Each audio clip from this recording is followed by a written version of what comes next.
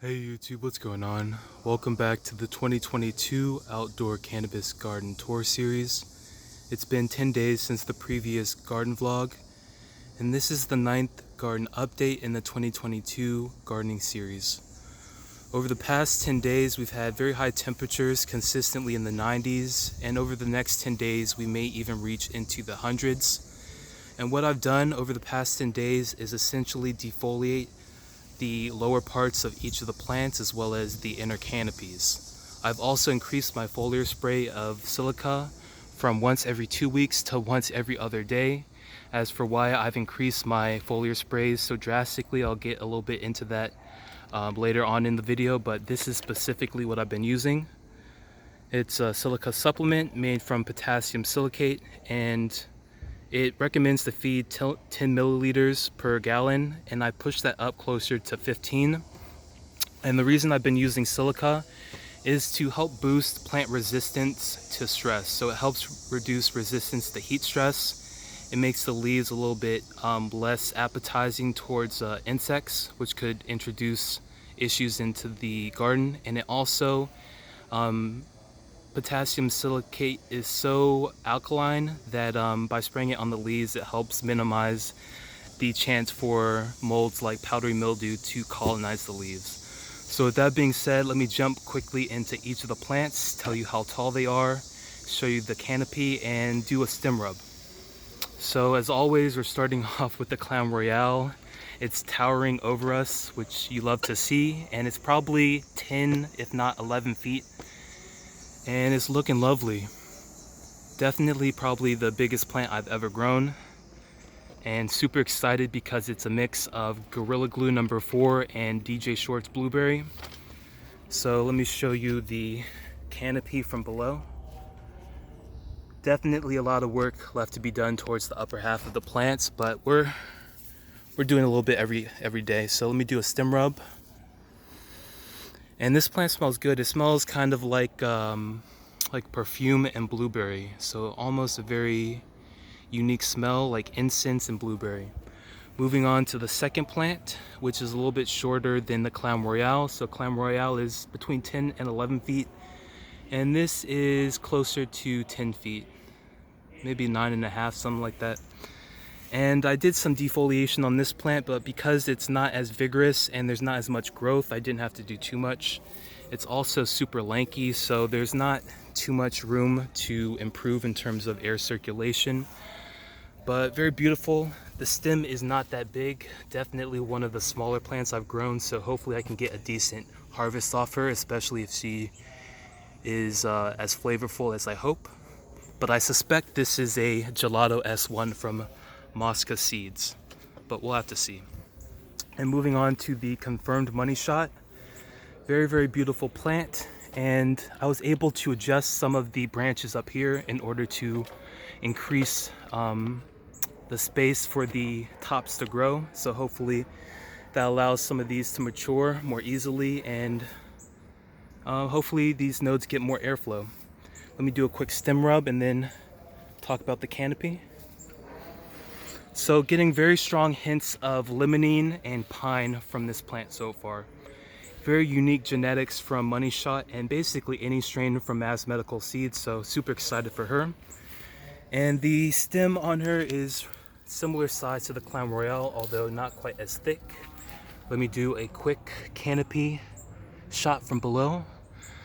So definitely more work remains to be done towards the upper half of all the plants, but I'll get to that over the next 10 days. Moving on to the only clone in the garden. This is the Bear Creek Kush.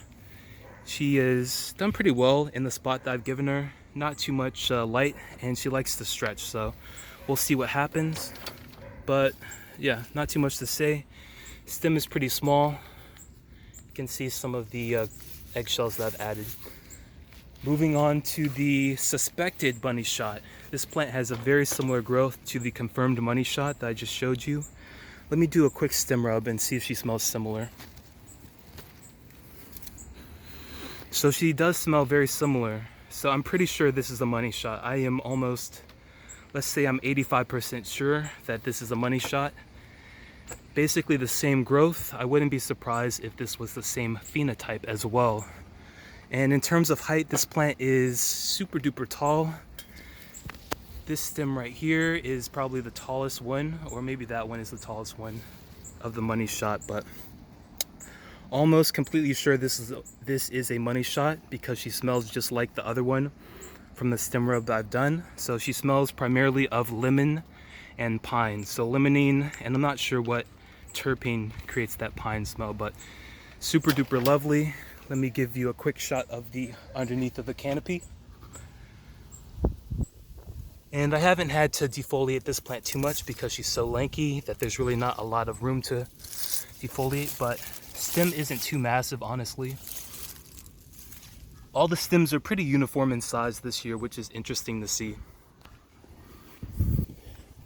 Moving on to one of the two plants that I'm most excited for this year. This is the valedictorian. She's going to produce some beautiful purple flowers in about a month or so, so stay tuned for that. And this plant is super tall. That's probably the tallest node right there in the back. And she is maybe a little bit taller than the Clown Royale if you look at that top back there. So probably 11 feet, maybe getting a little bit taller, and she still seems like she's growing, so super duper excited. Let me do a stem rub for you. Ooh, I'm so excited for this plant. Ooh. This plant has a lovely, unique smell. It's like almost perfumey, almost like jasmine. Maybe slight hints of grape. So perfumey, grape, jasmine. Super duper excited for this plant. I'll probably keep a clone or a couple clones and do some breeding so I can have some more unique purple strains like this, but super duper excited for this plant. I'll probably grow more from mass medical strains depending on how she finishes out. I haven't had to defoliate too much, but I've been a little bit more aggressive on this plant, and I'll tell you why. It's because her neighbor, which I suspect is from Freak Genetics, I suspect this is blackberry bred. This plant is susceptible to powdery mildew, or let's say she's less resilient against powdery mildew. And that's why I've been spraying the potassium silicate every other day, as opposed to every 2 weeks, which I've been doing over the course of veg. But the reason I think she is from Freak Genetics is because of this growth structure. It's not indica because she's so lanky, but it's a beautiful hybrid. You got that lovely close node structure, very, very vigorous. Even the nodes that don't receive a lot of light are looking pretty vigorous, and very good spacing. So she grew a lot more than I was expecting her to. But yeah, this plant is not that resilient against powdery mildew, so I've been doing my best.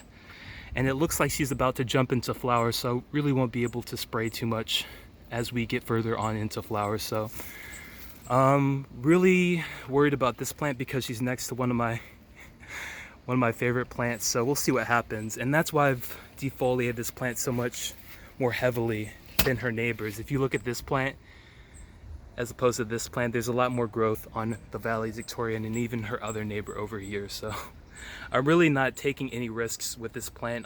I plan to defoliate the top half pretty vigorously because she looks like she's about to go into flower, and I don't like to prune after the second week of flower. So moving on to the final plant of the garden. This plant I believe is blackberry bread or blackberry skittles. Her neighbor seems a little bit more vigorous, so I believe this is the blackberry bread, and this was a tester, so I believe this is probably the blackberry skittles. This plant looks like she's about to go into flower as well, and this is one of the plants that I've noticed the most difference in over the previous 10 days. You can notice these tall tops weren't really as evident in the last week's video, so really excited because usually these two plants back here flower a little bit later than the rest of the garden because of the street light, but it's good to see that they seem to be flowering before everything else. But don't want this video to run too long, so I'll start to wrap it up. So as always, thanks for tuning in, and I will catch you guys in 10 days in the next one. Later.